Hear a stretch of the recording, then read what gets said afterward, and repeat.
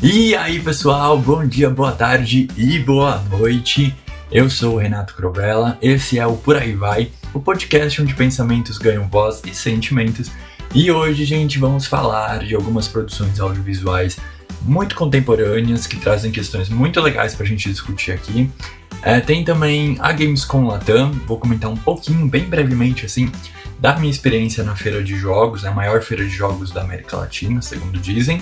E claro, no final a gente tem o nosso queridíssimo momento Vai Com Tudo, com uma super indicação de um livro, gente. Também tá dando muito o que falar para vocês conferirem, tá? Bom, hoje o programa tá recheado de coisa boa, então já vou direto ao tema, tá bom? Então vamos começar? Bora começar então com o filme do momento. O Diabo Veste Prada 2. Bom, gente, para quem não conhece, o filme ele é uma continuação, né, do filme O Diabo Veste Prada, que foi lançado há 20 anos atrás. O filme ele é dirigido por David Frankel, tanto o 1 quanto o 2, tá? Foi o mesmo diretor. O quarteto de protagonistas volta nessa continuação, com seus personagens em atuações muito seguras, cativantes e elogiadas pela crítica. O filme ele fala sobre a volta da Anne Sachs, acho que é assim que fala o nome dela, que é vivida pela Anne Hathaway, para a revista Runway, que agora é mais um site, um portal de notícias e coisas assim, para colaborar com a Miranda Priestly, vivida pela Meryl Streep, e evitar o seu fim. A Emily, vivida por Emily Blunt, também volta chefiando uma grife que pode ajudar as protagonistas e salvar a Runway, bem como o Nigel Stanley Tucci, que também volta e é um destaque à parte, tá? Um queridíssimo. O filme já arrecadou mais de 233 milhões de dólares só na sua primeira semana e tem sido avaliado como uma sequência que respeita o original, mas talvez não seja alçado à categoria de clássico como o primeiro, tá? Há debates, há controvérsias. Eu gostei muito do filme, eu acho que eu me apeguei mais ao 2 do que ao 1 por conta que o 1 eu acho que eu não assisti quando lançou, eu fui assistir um tempo depois, e o 2 eu já me senti mais contextualizado ali, tá?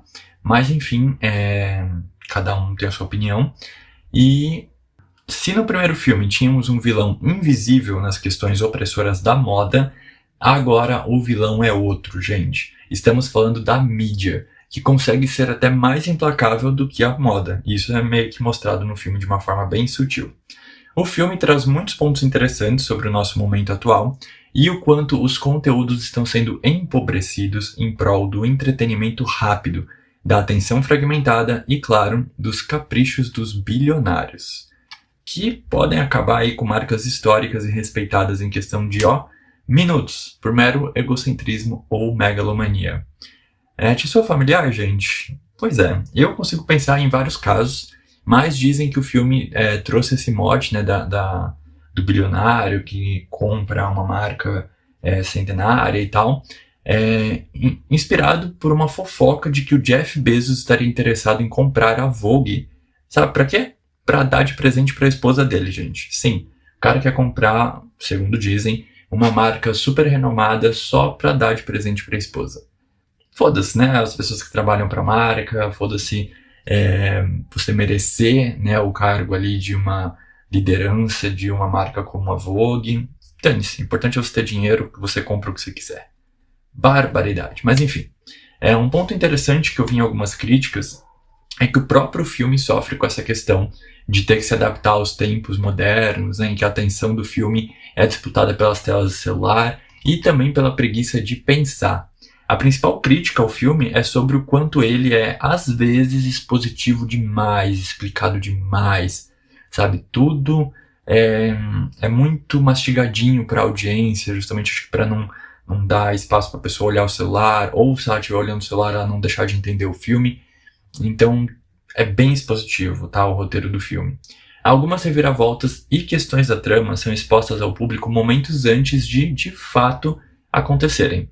O que tira um pouco aí o brilho deles e quase que elimina o fator surpresa do roteiro, gente. Outra crítica bastante comum aí na internet é sobre o tempo das cenas, que estão mais curtas e podem até às vezes soar confusas, né? Talvez as pessoas queriam ter mais tempo de tela dos personagens para se deleitar com eles, para talvez explorar nuances e, enfim, por conta desse corte rápido do filme, isso acaba se perdendo um pouco.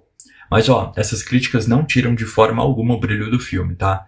Ele continua sendo apontado como um bom filme, que tem atuações brilhantes, principalmente ali por parte dos protagonistas, né, das pessoas que reprisam os papéis delas, participações especiais que deixam os fãs gag de la gag, cenas interessantes e marcantes como no primeiro filme, um desenvolvimento legal dos personagens, em especial da Miranda Priestly, que mostra aí um novo lado dela, digamos assim, e mostra, né, o quanto que a Meryl Streep é totalmente versátil e veste bem qualquer papel que derem para ela. O filme também atualiza questões do primeiro filme que não envelheceram bem com o tempo, de uma forma super natural e bem-humorada, sabe? Não soa forçado, então o pessoal gostou bastante da forma como o filme tentou remediar algumas coisas do primeiro filme. O filme também diverte, emociona e ainda traz reflexões muito pertinentes para o nosso contexto atual. Claro que, para a questão principal do filme, eles vão dar ali um desfecho meio que, né, meio nas coxas ali, uma coisa meio fantasiosa, que pode não agradar todo mundo e nem ser replicável para todas as pessoas, né, que sofrem com as mesmas questões, o mesmo conflito principal ali do filme. Mas não acho que isso diminui em nada a discussão que a obra propõe. Inclusive, eu acho que está super amarrada ali dentro daquele contexto. E por falar nessa discussão proposta pelo filme, gente, a gente realmente vive a era da internet morta, né? Putz, gente, eu saí tão intrigado pelo filme que eu fui ler as críticas e debates sobre ele na internet e fiquei, assim, profundamente irritado. Juro. Tudo hoje é IA na internet, principalmente em termos de textos. Ou tá todo mundo mesmo usando IA, ou a gente tá tão imerso em conteúdos de IA que ela tá moldando a nossa forma de falar, de escrever, de raciocinar. Talvez até as duas coisas, né? Os textos parecem todos iguais, escritos seguindo uma mesma fórmula ali, um mesmo formato, usam os mesmos jargões, a mesma forma de construir as sentenças. É bizarro, assustador, pelo menos pra mim. Enfim, esses foram os principais pontos aí que eu quis discutir aqui sobre o Diabo Veste Prada 2, e eu quero muito saber a sua opinião. Me conta aí nos comentários o que você achou do filme, se você gostou, se não gostou, se teve algum insight sobre o que é retratado no filme, enfim. Vamos falar sobre ele? Deixa aí nos comentários a sua opinião. Demolidor Renascido, segunda temporada. Ainda falando de produções audiovisuais que retratam questões contemporâneas, eu quero falar bem rapidinho sobre a segunda temporada da série Demolidor Renascido, que está disponível no Disney+.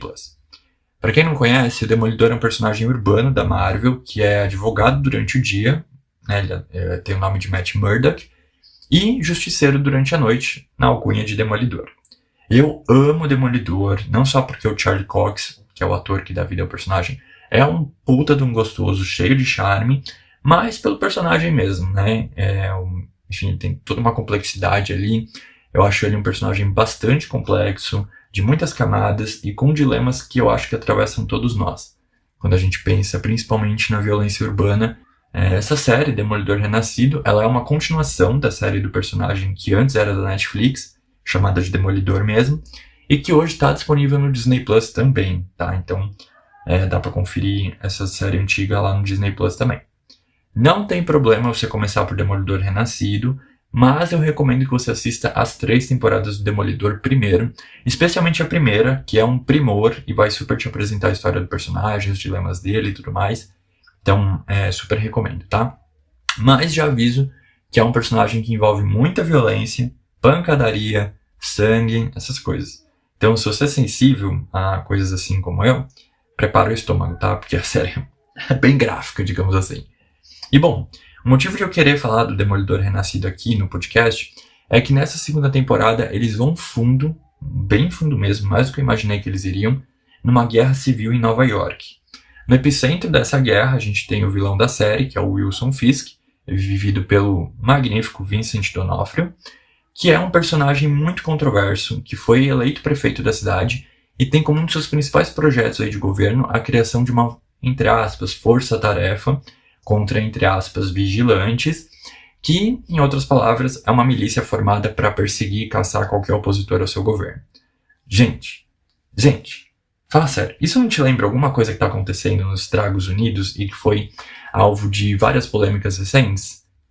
Pois é, então. A série não poupa situações já conhecidas da vida real, como agentes dessa tal, entre aspas, força-tarefa, prendendo ou matando pessoas simplesmente por questionarem algo e sem direito de defesa, pessoas sendo presas em locais secretos sem direito à visita de familiares, agentes que acobertam uns aos outros para evitar investigações e consequências para eles. Enfim, vocês já entenderam onde eu quero chegar, né? Parece um cenário meio de ditadura, meio de autoritarismo, pois é. E me surpreendeu a Disney abordar esse tema com tanta veracidade, com tanta intensidade, enfim. Não só por conta do medo de uma guerra civil estourar nos Estados Unidos por conta da queda da popularidade do Trump, as ações da ICE, que são bem polêmicas e tal, mas também porque a Disney já teve posicionamentos e esteve envolvida em polêmicas pró-Trump. Então eu achei que eles fossem esconder esse tipo de debate ao invés de inflamar eles através de uma série como essa. Eu tô doido, gente? Ou vocês também acham isso? Comenta aí. Gamescom Latam 2026. Aconteceu do dia 30 de abril até o dia 3 de maio a Gamescom Latam 2026, no distrito AMB, localizado aqui em São Paulo. O evento consolidou o Brasil como principal polo do mercado de jogos na América Latina e registrou recordes de público e volume de negócios. Eu participei do Preview Day no dia 29 e no sábado, dia 2, eu também estive lá. Como o episódio já está bem longo, eu vou comentar só em geral mesmo, tá, o que eu achei sobre a feira. E se você quiser saber mais detalhes de como foi o Preview Day, tem vlog lá no meu canal do YouTube com a minha amiga Bru Lorenzoni. Um beijo, Bru. Desculpa ter te viciado em Pokémon TCG. E lá no vlog eu mostro como foi a feira, quais foram os stands que estavam lá, mostro o que eu fiz, né, de fato na feira, enfim. Vale a pena conferir se você quiser saber se vale a pena estar lá no ano que vem. E bom, gente, não tem muito o que falar, na verdade. Eu esperava um evento tipo a CCXP. Óbvio que eu sei que são focos diferentes e tal, né, são eventos diferentes, mas eu esperava algo parecido e não foi bem o que eu encontrei lá. Não tinha Xbox, não tinha PlayStation, não tinha Rockstar, e as únicas empresas grandes de jogos que eu conheço e que eu gosto, que estavam lá, eram a Nintendo, que eu nem gosto, mas né, respeito, a Riot e a Epic Games. Mas não teve um grande lançamento de jogo, não teve stands muito interessantes. O único stand assim, realmente bonito, chamativo, impactante que eu lembro foi o de Phantom Blade, um jogo que eu acho que é tipo de ação ou de RPG, não entendi direito. Mas eu nem cheguei a entrar no stand porque ele tava com uma fila enorme e eu só fui lá no final do Preview Day, porque aí já tava com uma fila bem menor e aí deu pra cobiçar entrar no stand, né? Mas aí, gente, me deram um manual do jogador pra gente como brinde. E aí quando eu vi que eu tinha que estudar um manual pra poder jogar o jogo, eu já desanimei e nem entrei, não quis nem saber do jogo, tá? Ai, desculpa, gente, mas preguiça desses jogos que a gente tem que estudar pra jogar, sabe? Tem que fazer todo um doutorado, entender toda uma história e não sei o que, quantas mecânicas e como que elas se dialogam entre si. Ai, preguiça. Gosto de jogo simples, gosto de jogo que pra distrair, não pra, né, encher mais a cabeça. Achei o evento meio morno, tanto que no sábado eu fui de novo, né, com meu amigo Ed Silva, beijo Ed, e a gente nem ficou até o final porque eram tipo, sei lá, 2 horas da tarde e a gente já não tinha mais nada pra ver, assim, nada chamava a atenção da gente. Não sei se é porque esse ano tá fraco em termos de lançamento de jogos, se é porque a indústria de jogos está passando por alguma crise, se é porque a saída das grandes publishers, né, como a PlayStation e a Xbox, desfalcou demais esse tipo de evento e acabou tornando ele menos atraente para o público. Só sei que é pouco provável que eu vá de novo pro evento no ano que vem, tá? É óbvio que vai depender de uma série de fatores, mas a princípio não tenho interesse de ir de novo. Vocês foram também para Gamescom? Vocês iriam para Gamescom no ano que vem? Comentam aí, gente, que eu quero saber. E vai que eu mudo de ideia, né, com base no que vocês me falarem. Então, deixa aí o comentário de vocês que eu vou amar. E agora, um momento tão esperado, vai com tudo. Vai com tudo ler O Império da IA por dentro da corrida irresponsável pela dominação total. Gente, o Vai com tudo de hoje tá babado, com a indicação de um livro que eu confesso que eu ainda não li, mas tudo que eu pesquiso sobre IA, sobre o background, né, da IA, então tudo que está acontecendo por trás dos panos, cita esse livro, bota ali trechos muito interessantes que eu gosto bastante. Então eu tô louco pra ler, e aí eu já vou deixar aqui a recomendação pra vocês lerem também, quem sabe a gente não volta pra discutir ele no futuro, né? Mas vamos lá, vamos por partes. O livro é Empire of AI, Dreams and Nightmares in Sam Altman's OpenAI, esse é o título em inglês. Em português, é o Império da IA por dentro da corrida irresponsável pela dominação total. A autora é Karen Hall, acho que é assim que pronuncia o nome dela.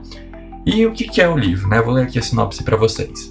De uma brilhante especialista em IA com acesso privilegiado ao mundo da OpenAI de Sam Altman desde o início, surge um relato revelador daquela que é possivelmente a corrida armamentista tecnológica mais fatídica da história, remodelando o planeta em tempo real a partir da perspectiva da empresa que está impulsionando esse frenesi.